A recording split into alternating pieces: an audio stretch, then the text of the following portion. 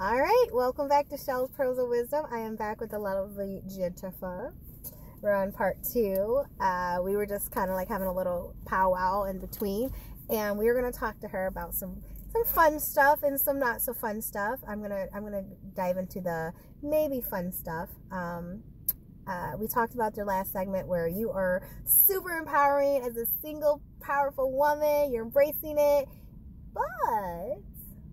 but I also would like a relationship. And I feel like in today's society, everyone is on dating apps. Yes. So I have tried them all. I should probably have a medal or have earned like a badge of honor for she's like on the pedestal getting her like gold medal for like for the most dating apps that I'm on. So, and some of them have been better than others, obviously. I remember like starting the apps like way back when iPhones weren't even in existence, and you had to like sign up online. And I met like some unusual people and some normal people, at least initially, like maybe when I was a little bit younger and less discriminatory. I had some interesting stories. So my favorite one to share is I had met this guy, and he said that he worked one place, but it was not.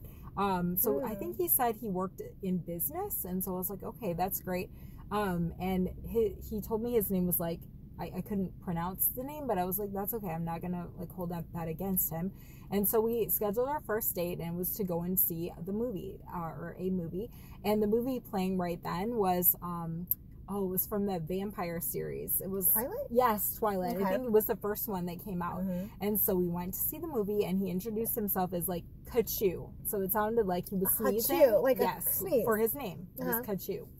So I was like, okay, that's fine. So we sat together at the movies, and like soon into the movie, he's like grabbing my hand and like trying to put his arm around me. I was like, we don't even know each other. Like, I can barely pronounce your name, but that's okay. So, so then after the movie, he proceeds to invite me to his car, which did not look like a business person's car. Not that I'm being judgmental, but it looked like it was about ready to fall apart. And like on the gas cap, like missing a gas cap. And then he invites me into the back seat. Abort. I know, into the back seat. And I was like, okay, well, I hope nothing bad happens. And he proceeds to pull out his guitar, and he played me. He serenaded me with a Maroon 5 song. And I was like, okay, this is not bad, but really like highly unique. So then I was like, so where did you work again? And he said, oh yeah. I said, I noticed that you were in business. And he said, oh yeah, I work for the business of Wendy's at the drive-thru. And I was like, okay, well, that's awesome. Like, I have nothing against Wendy's. I love their food. That is a business. But I feel like it was a little deceptive. Deceiving. Yes, and he was very short. Usually when you say business, you think of like a banker or like, investment, something like that. That was a one-date situation. Did not last long. So I know that it can be a little surreal. I think my main frustration now is like, I'll get a surreal variety of pictures from people, but I feel like most people won't follow up with meeting. So I feel like there's a lot of anxiety around dating today on both men and women's side, with people just exchanging texts. And I feel like text has taken over. They just want like a glorified like pen pal. Yeah. Like they don't want text has taken over conversation. Yeah. And I feel like pick up the phone have taken over relationships. Like everybody wants something instant. And they don't want like if you're not willing to meet that night and basically seal the deal, they move on to the next one, because there's going to be somebody around the corner that is willing to do that. Yes, and people are too anxious to actually meet face to face. And I feel like that's somewhat frustrating. Have you ever, with that being said, have you ever been told, because I can see this happening for you, that you're just too pretty and you're intimidating? Not too pretty, that's for sure, but intimidating, yes. And even by my female colleagues, like, well, maybe you're just, you come across as too successful, or like you're too independent, like you don't need a man. And I can see that. I can really see that. I can not because I know you. I know you're down to earth. I know that you're just a cool chick. Yeah.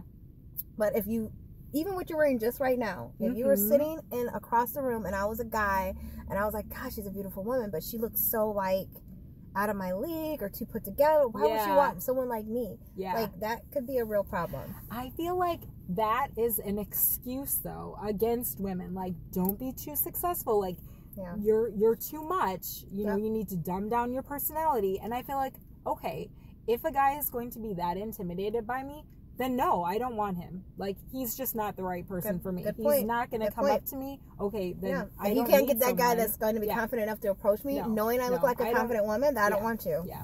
Because I want a guy that's going to be able to handle me. I am confident, and so I want someone that's equally confident and who can challenge me. I'm not going to make dumb you even myself raise down. yourself to another level. Yes. Because he wants to. Yes. I want a person in my life, whether it's friends or a relationship.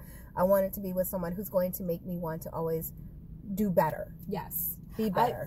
I know that there is a verse in Proverbs, and it's like, you're friends with people.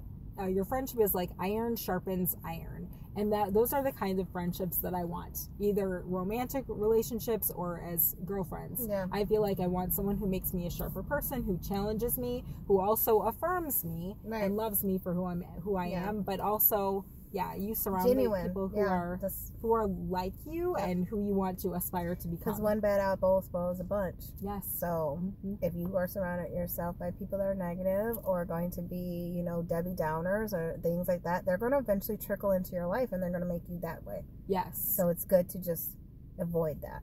Absolutely. costs. And don't allow yourself or the people around you to tamp you down or reduce you to less than you are to try to get a man. Yeah. It is not worth it. Don't settle. So exactly, that is the best advice ever. I think that's a common theme whenever I talk to anyone on these videos, is not to settle. Yeah. Not to just feel like, well, I just want to say I'm in a relationship, or I just want to say that I have a guy, so I'll just take what I can get. No.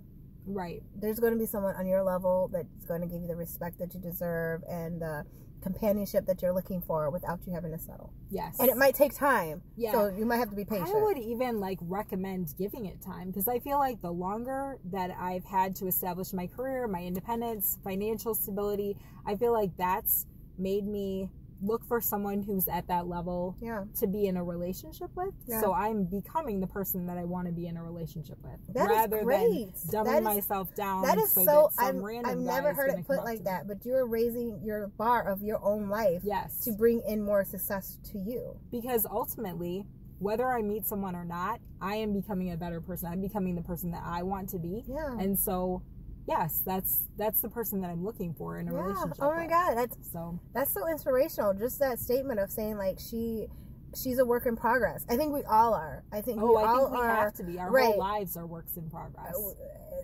There should never be a moment where you feel like I can never learn another thing.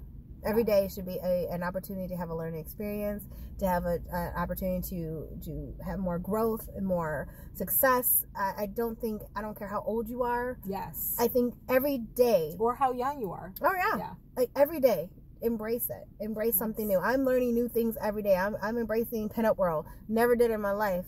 Scared to death, but it's something that I'm trying to embrace because it's something different. Yes. And I love that you are doing this at this point in your life.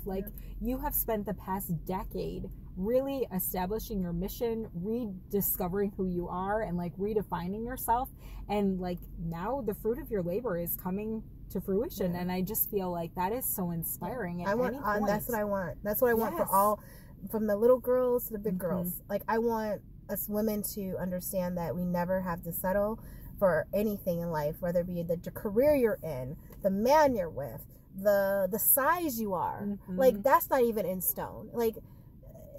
It's just every day should be evolving. And with you, Jen, I've learned that just when we talk and we talk about life and we talk about your dating and stuff like that, you've told me sometimes you just find not the nicest guys, or sometimes they're kind of douchey. Yes, and I have been attracted my worst. I was gonna say, aren't you kind of attracted, kind of douchey? I felt like we had that conversation because before. For the most part, as I've matured, I've been in and out of relationships, and I've had some really sweet guys and mostly sweet guys, and I've been able to bounce right back, and we've maintained a friendship.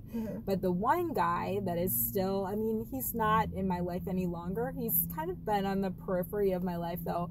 And I think it's just like where I was in life when I met him, and we just kept running into each other, and just not a good influence. And I feel like...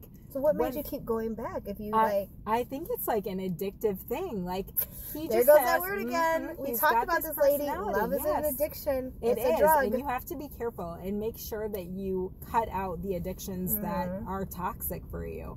And so I did this when I went to Turkey, completely cut off all contact with this person. And then I returned back to the States, and lo and behold, there he was again. Sniffing around your skirt. Oh yeah. And like, it's been, I don't know if it's the universe conspiring against us or just what it is. But yeah, I was able to not let him in. And I had made a resolution. Yes, I had made a resolution even before.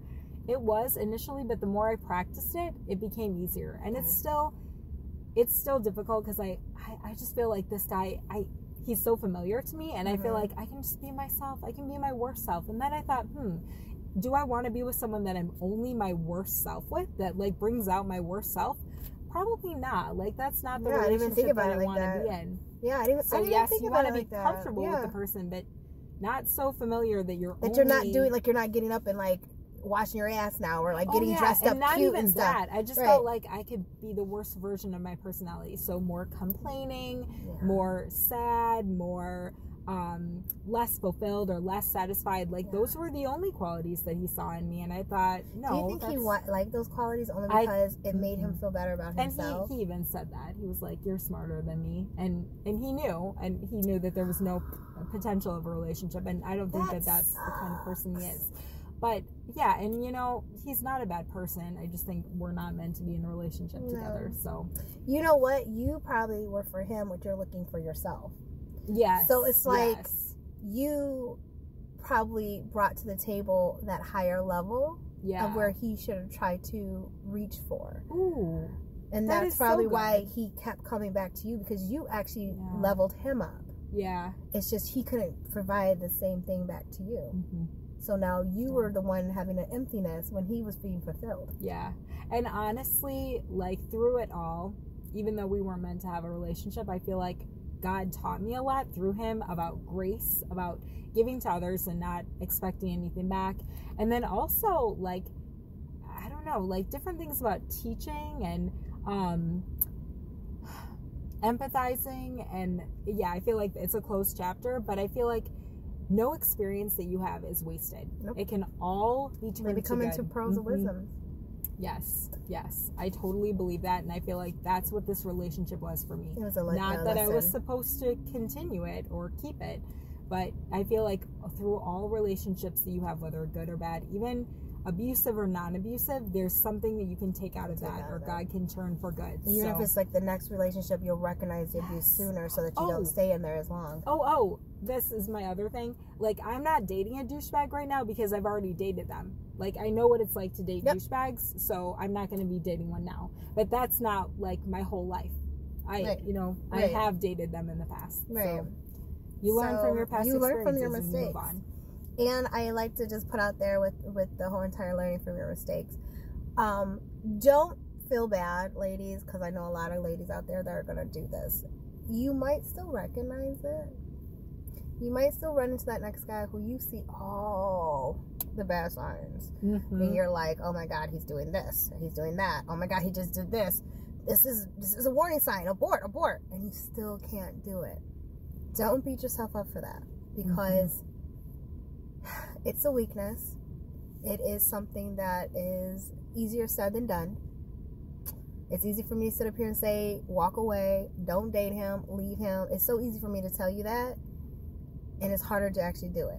So I think it is hard. Yeah, I think that's very valuable, and I would like second that. And I think we're both coming from different places, so that the advice is valid whether you're married or whether you're single. Like, it is important. And it's also important not to put the blame for those people approaching you on yourself. Like, saying, well, that's just my personality. Yeah. Oh, maybe this is what I deserve. That's the only type that I attract. No. Nope. There are going to be douchebags wherever you go, and there are also good people wherever you go.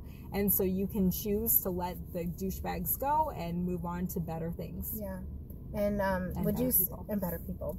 Would you say when you have let's say it was just a girlfriend talking to you, and like, like I've noticed some people have like the habit of, if they've ever been into an abusive relationship, physically, mentally, emotionally, they almost always seek out the same person who's going to physically, mentally, emotionally abuse you. But I think a lot of people don't realize these guys, or women, because women can do it too, I feel like they know how to seek out these people that have broken hearts and broken souls.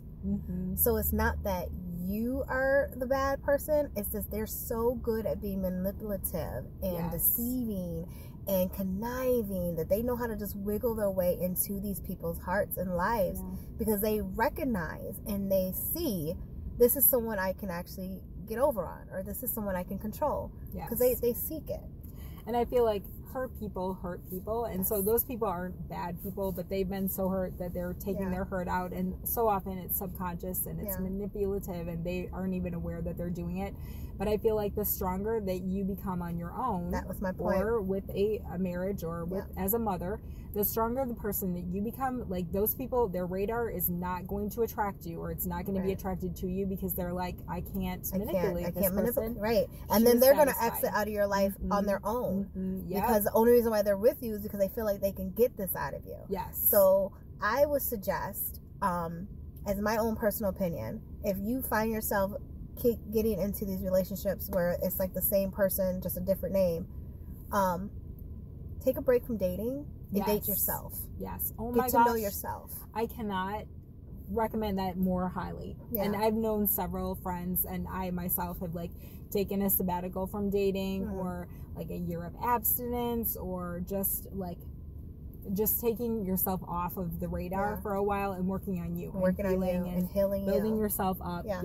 And that means, by any means necessary, if that's going back to school, if that's just taking spa days, if that's just starting to write a book, or you know, whatever you have to do, or knit a sock, knitting, whatever you have to do, but whatever take brings a you break. joy. Find what brings you joy, and then pursue it could be that. voluntary, it could be becoming a dog walker for all I care, but find something that makes you feel good, because I would also jump in and recommend that you do something for something else. Find another service area where you're blessing and helping other people. That's a great idea.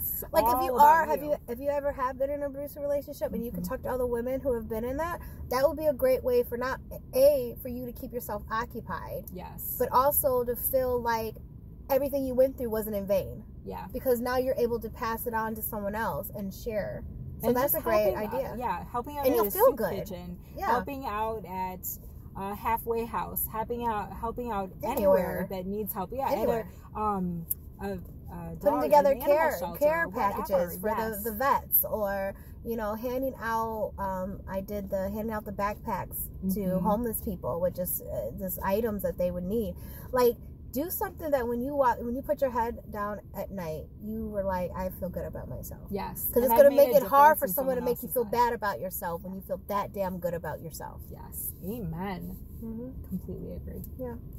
So with this whole dating thing, we also talked about anxiety and how you've been struggling a little bit with anxiety, and you had to find your happiness with that and figure out a way to move past those struggles. You said it wasn't for all your life. You said this is actually more recent than not. Okay, so my anxiety has been like an ongoing battle, and it's been kind of a roller coaster, and some of it is genetic, some of it is circumstantial. So as a child, I dealt with bouts of anxiety, and then they would go away. In the adolescence, same thing. In high school, and then in college, it kind of just went away, and I was surrounded by a community of people at that time, and I think that makes a huge difference, at least for my anxiety. The more people I am engaging with and interacting with, my natural tendency is to like pull back until I've got my act together, and then I can meet with people, then I can get together.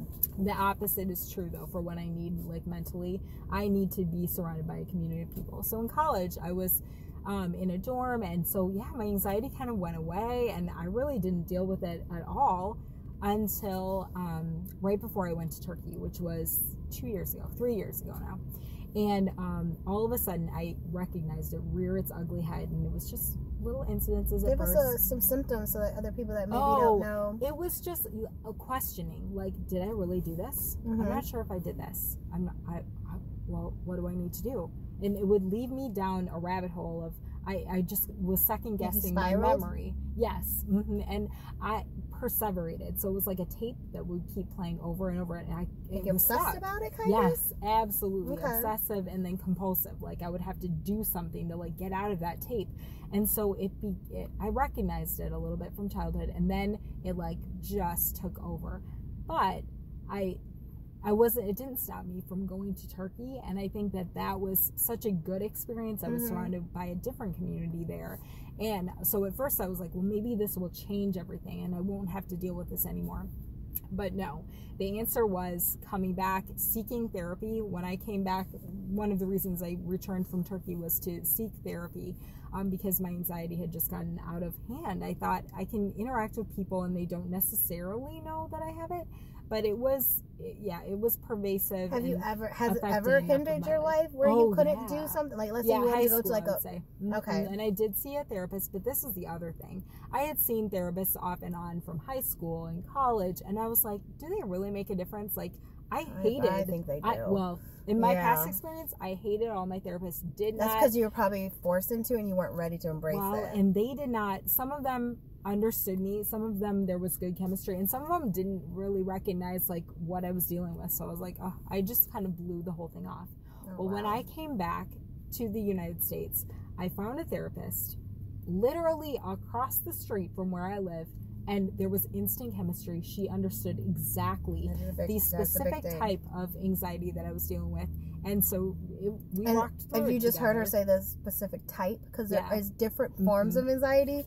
It's not all going to be the same. So I'm glad that she's sharing like her experience. But if you ever feel like you suffer from this and you're like, well, this isn't kind of like what I'm going through, still seek out help, because everybody's anxiety is going to be a little bit different. Yes. Same premise, but different symptoms, different different manifestations that it expresses itself. But I am grateful though, because I feel like with the pervasiveness of anxiety in our culture today, there's so much conversation that's being had about mental illness and about anxiety and about seeking therapy. And some people may joke about it, but I feel like I'm glad people are at least talking about it and reducing the stigma. It used to be such a taboo for anyone to say that they had any kind of mental or illness. that you were seeing a therapist or medication. It's like, you're seeing a therapist for what? It's like, they must be crazy.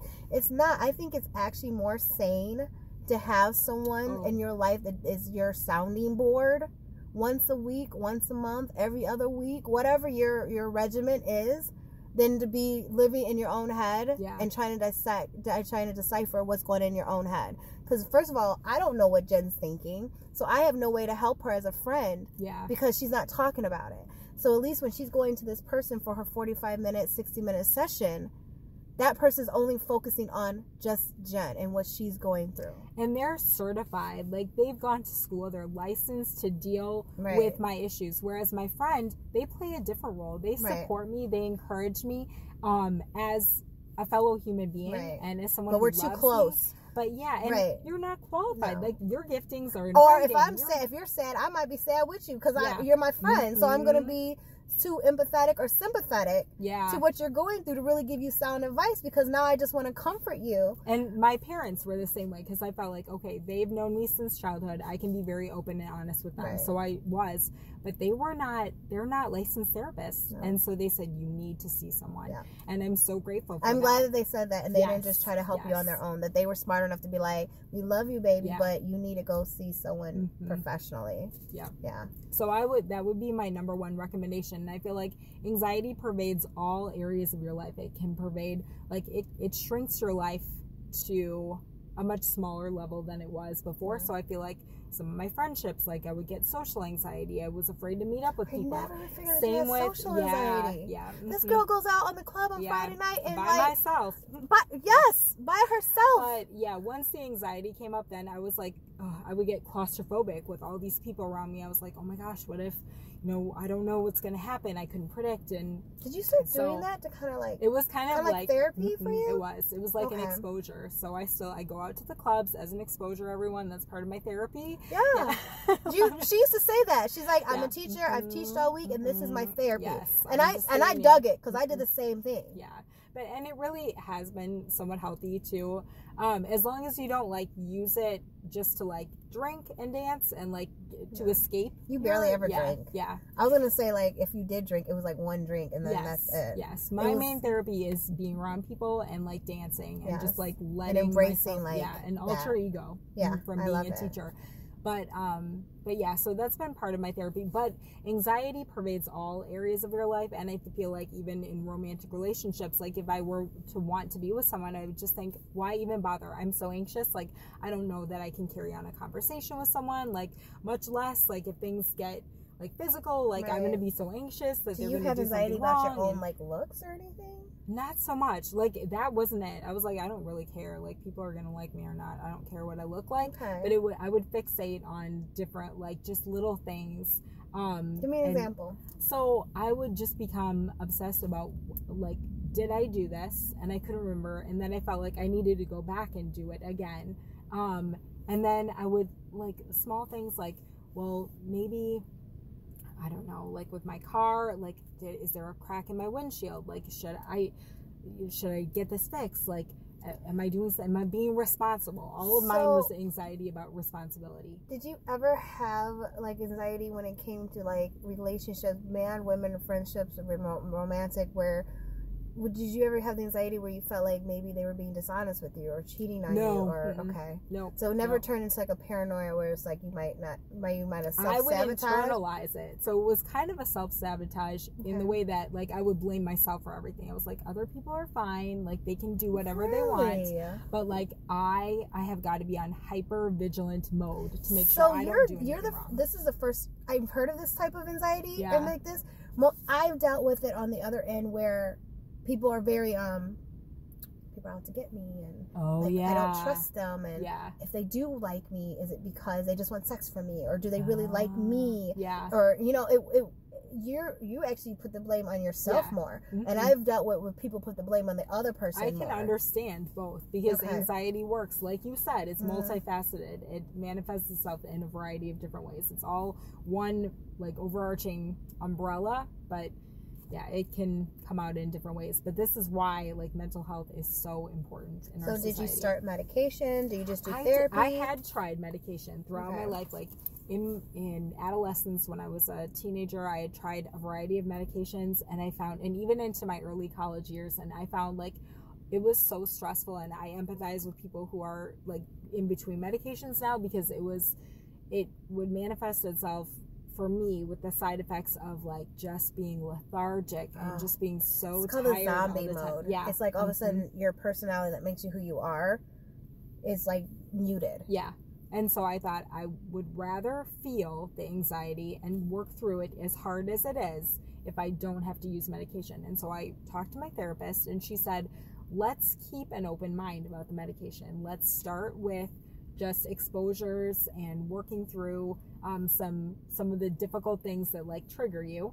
And if that's not manageable, or if we feel like it would be better supplemented with medication, we'll try it. And so I actually did get a prescription, but did not start it. And so I was able to work through a lot of my anxiety. Now for me, my insurance had changed like midway through my therapy sessions, and I was almost like at the tail end. I was really doing very well. And so I was like, you know what, we'll have some closure. And she was understanding. My therapist was great, but she said, if you ever need to come back, like we ended with a phone conversation, and she said, I'm going to keep your file. It's a closed file technically, but she said you won't have to go through the reevaluation, and we can just pick up wherever you've left off. That's awesome. That's where I am right now. I need to go back. I'm not graduated from therapy as I thought that I was. And I feel like that's so healthy. And that is a healthy thing for her to like, to realize that. Yeah. Because a lot of people get stuck in like, I'm fine. I'm okay now. And the thing about mental things, it can come back at any time. Yeah. You can be good for years even. And then all of a sudden, bam. Yeah. It's back. Yep. So I'm just going to let you wrap up some of your pearls of wisdom now. Okay. So my pearls of wisdom for this session would be A, do not settle. Do not compromise. Be the person that you aspire to your partner to be. And then my other pearl of wisdom is to find a therapist. And I feel like in whatever state you're in, a therapist can only benefit you. Yes. It can only help you. It can provide you with the tools to become the healthiest version of you and to achieve your fullest potential. And it can provide you with the tools to empathize with your friends and to offer them resources in whatever place that they are. So it will make you a better person and a better friend to the people around you. Yeah. So I cannot stress that more strongly. Well, I'm just gonna piggyback on her pearls of wisdom, because I did not think that we were going to get into so much of the mental health, how that is an important factor in everyone's life. Mental health is so important, and how Jen expressed, it can trickle into so many aspects of your life, whether it's relationships, your job, your family dynamic, how you feel about your own self. If you don't have this right, nothing else goes right. Yes.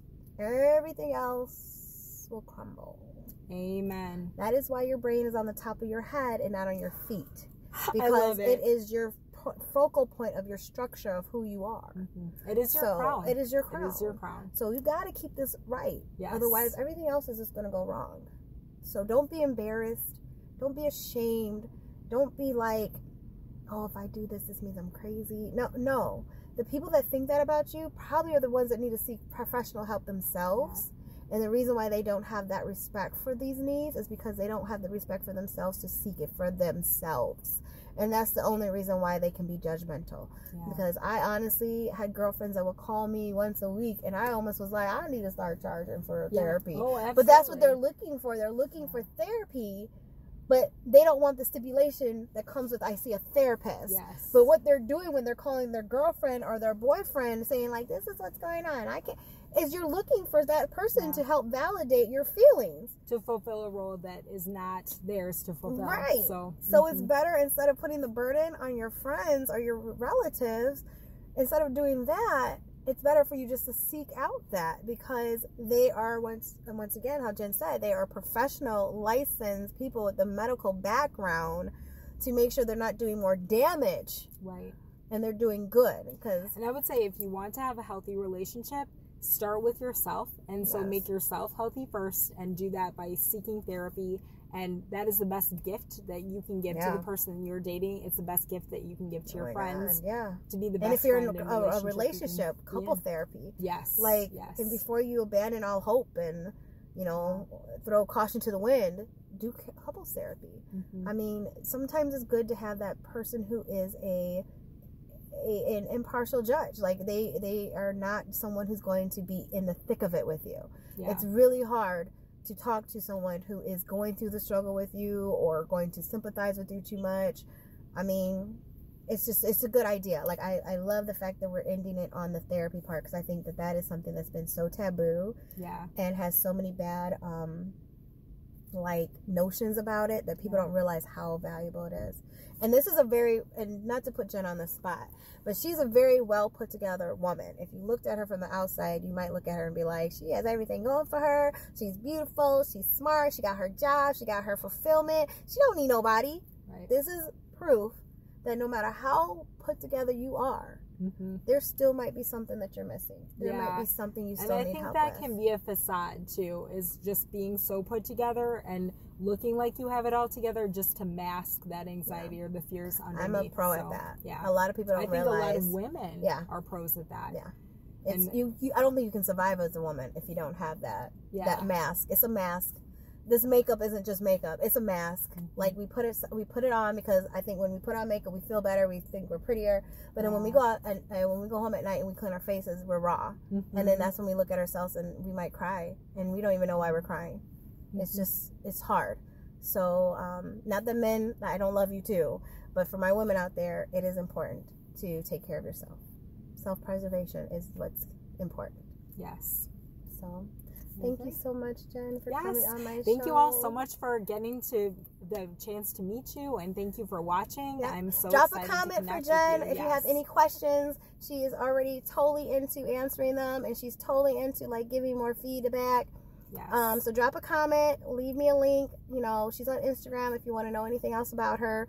Like I said, she's really well traveled. She's super smart, and I think she's a great person. So. And I am so blessed to know this girl right here, Aww. Michelle. Like, you are such a dear friend, and Aww. we had always joked about being family, and I seriously consider Michelle as my sister. This is my sister. So yes. Ebony, right here. Oh, absolutely, right 100%. We're born in the same year, so I know. Twins, I mean, and we both look really good. Yeah, exactly. No one knows how old we are. Yeah. Yeah, that is for sure. I can attest to that. Drop your comment how old you think we are. I don't think we said it during the show. I don't think we did. No. So if you think you can guess how old she is, there may be a no. prize. If you know who I am, don't spoil it for the rest of us. But if you don't know how old we are, you try to figure it out. You figure it out, because we look damn good. We do. All right, Jen, I just want to say thank you again. Oh my gosh. And I would love to have you back on the show. I cannot in the future. wait. I'm looking forward to it already. Have some more deeds and more funny stories, because I'm definitely going to pick your brain some more. Great. And join us again for Shell's Pearls of Wisdom. Bye. Bye.